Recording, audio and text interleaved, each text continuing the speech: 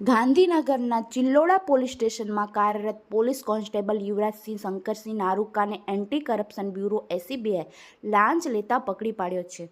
કોન્સ્ટેબલે ફરિયાદીના પતિને દારૂના કેસમાં વોન્ટેડ બતાવીને 3 લાખની માંગ કરી હતી। જોકે ચર્ચા બાદ 1.10 લાખ નક્કી થયા હતા, જે ફરિયાદી આપવા માંગતા ન હોવાથી એસીબીનો સંપર્ક કર્યો હતો। આ ઘટનાની વિગતે વાત કરીએ તો આ કેસમાં સર્વેલન્સ સ્ક્વોડના માણસો ફરિયાદીના પતિને પકડવા તેમના ઘરે ગયા હતા। તેમણે દારૂના કેસમાં મહિલાના પતિને વોન્ટેડ બતાવ્યો હતો। ફરિયાદી તેમના વકીલ મિત્ર સાથે ચિલ્લોડા પોલીસ સ્ટેશન ગયા હતા। તેઓ પ્રોહિબિશનના ગુનાની તપાસ કરનાર હેડ કોન્સ્ટેબલ વિષ્ણુ રબારીને મળ્યા હતા। પહેલા 3 લાખ માંગ્યા, બાદમાં 1 લાખ નક્કી થયા। ફરિયાદીએ પોતાનું પતિનું નામ ખોટી રીતે દાખલ કરાયું હોવાની વાત કરી હતી।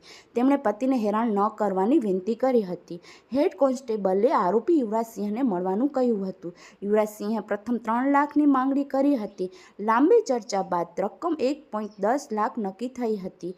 પોલીસ સ્ટેશનની સામેથી જ એસીબીએ ઝડપ્યો। ફરિયાદીએ લાંચ આપવાને બદલે એસીબીનો સંપર્ક કર્યો હતો। 9 જૂન 2025ના રોજ ચિલ્લોડા પોલીસ સ્ટેશનની સામે એસીબીએ ટ્રેપ ગોઠવી હતી। આરોપી કોન્સ્ટેબલ લાંચની રકમ સ્વીકારતા રંગે હાથ પકડાયો હતો।